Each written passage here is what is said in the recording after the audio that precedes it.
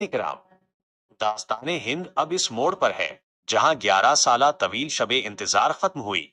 17 अगस्त 1988 को बहावलपुर की फिजाओं में होने वाले उस एक धमाके ने पाकिस्तान की तकदीर के तमाम महरे बदल दिए। जनरल जियाउल हक के रुखसत होते ही मुल्क में जमहूरियत की हवा चलने लगी। अफजल दास्तान टेलीविजन के मुअज्जज दोस्तों, नवंबर 1988 के इंतखाबात महज वोटों का मुकाबला नहीं थे, बल्कि ये एक नजरिए की वापसी का दिन था। एक तरफ जुल्फकार अली भुट्टो की वारिस दुख्तर मशरिक मोहतरमा बेनजीर भुट्टो थीं, जो जलावतनी और कैद की सऊबतें काटकर आवाम के हुकूक की जंग लड़ने आई थीं। दूसरी तरफ जियाउल हक के सियासी वारिस इस्लामी जमहूरी इत्तेहाद IJI की सूरत में मियां नवाज शरीफ की क़यादत में खड़े थे। दास्तान गो बयान करता है कि वो मंजर आज भी तारीख को याद है, जब एक नौजवान खातून जिसके वालिद को तख्तेदार पर खींचा गया, वो आलमे इस्लाम की पहली खातून वजीर आजम बनने जा रही थी। 2 दिसंबर 1988 को जब बेनजीर भुट्टो ने वजीर आजम के ओहदे का हल्फ उठाया, तो पूरी दुनिया की नजरें पाकिस्तान पर थीं। लेकिन ये रास्ता फूलों की सेज नहीं था। ऐवान इक़्तिदार में बैठे हुए मुक़्तदिर हल्के और सदर गुलाम इसहाक खान एक ऐसी ताकतवर जोड़ी बन चुके थे जिनके पास असम्बली तोड़ने का इख्तियार था। बेनजीर के पास अवामी मैंडेट तो था, मगर मरकज में उनकी हुकूमत कमजोर थी। पंजाब में मियां नवाज शरीफ की हुकूमत उनके लिए एक बड़ा चैलेंज बनकर उभरी। नाजरीन, यहीं से पाकिस्तान में मरकज और सूबे की इस जंग का आगाज हुआ, जिसने मुल्क को सियासी अदम इस्तेहकाम का शिकार कर दिया। बेनजीर भुट्टो ने सियासी कैदियों को रहा किया, मीडिया पर लगी पाबंदियां खत्म की और तलबा यूनियंस को बहाल करने का ऐलान किया। लेकिन उनके मुखालफीन ने उन्हें सिक्योरिटी रिस्क करार देने की मुहिम शुरू कर दी। अफजल दास्तान टेलीविजन के नाजरीन, बेनजीर भुट्टो के पहले दौर में खारजा पॉलिसी पर उनकी गिरफ्त मजबूत थी। उन्होंने भारत के वजीर आजम राजीव गांधी को पाकिस्तान आने की दावत दी, जिससे दोनों मुल्कों के दरमियान ताल्लुकात में बेहतरी की उम्मीद पैदा हुई। मगर मुल्क के अंदरूनी हालात साजिशों और तहरीकों की लपेट में थे। दास्ताने हिंद का ये हिस्सा हमें बताता है कि इक़्तिदार पाना जितना मुश्किल था, उसे बरकरार रखना इससे कहीं ज्यादा कठिन। एक तरफ तहरीके अदम एतमाद के खतरे थे, तो दूसरी तरफ करप्शन के इल्जामात। क्या बेनजीर भुट्टो इन साजिशों का मुकाबला कर पाएं, या निजाम की फरसूदगी उनके ख्वाबों को एक बार फिर चकनाचूर कर देगी? इकराम। दास्ताने हिंद अब कठिन मोड़ पर है। इक़्तिदार की बिसात पेचीदा हो चुकी थी।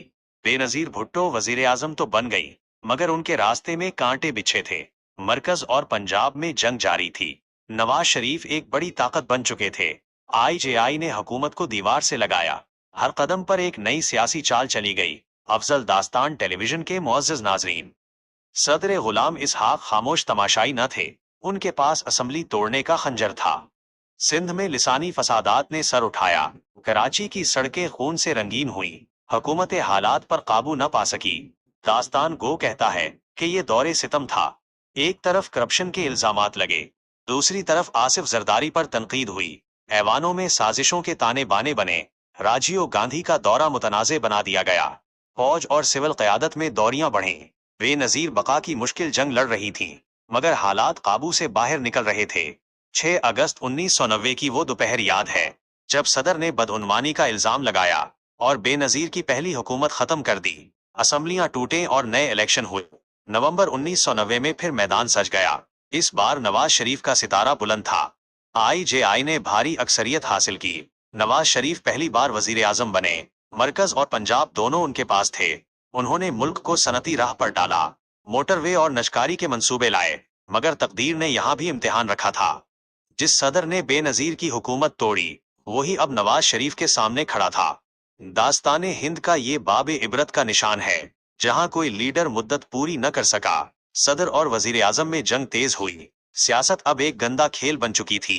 वफादारियां बदलें और गद्दारी के लेबल लगे। मुल्क मुआशी तौर पर पीछे जाने लगा। नाजरीन, ये कहानी अभी राज खोलेगी, जहां हर नया आने वाला निजात दहिंदा था, मगर कुर्सी पर बैठते ही वही गलतियां हुई। अवामी मैंडेट को बार बार कुचला गया और फैसले बंद कमरों में होते रहे। दास्ताने हिंद के उस कठिन सफर में अभी 90 की दहाई का पूरा किस्सा बाकी है, जो साजिशों और जोड़ तोड़ से भरा है।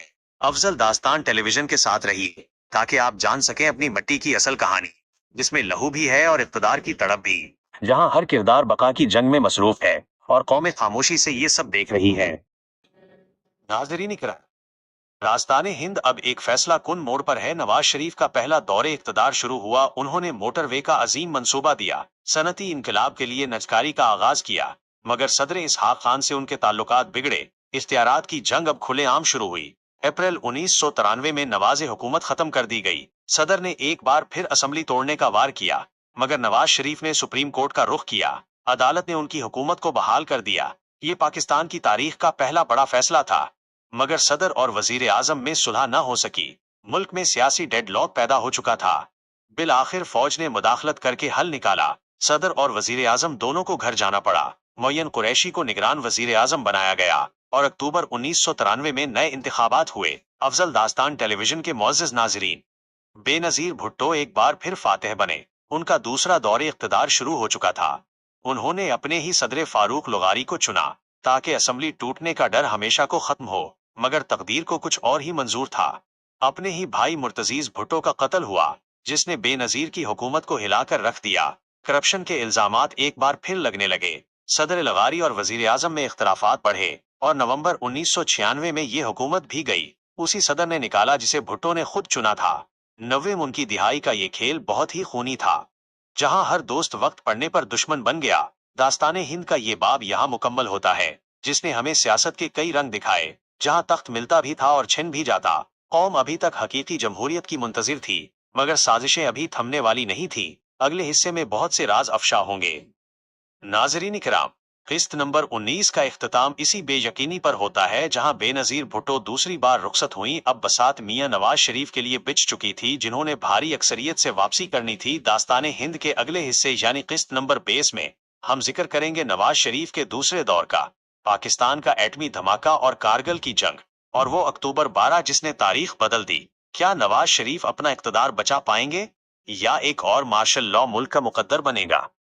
ये सब जानने के लिए देखिए अगली किस्त। अफजल दास्तान टेलीविजन के साथ जुड़े रहिए और तारीख के इस सफर का हिस्सा बने रहें।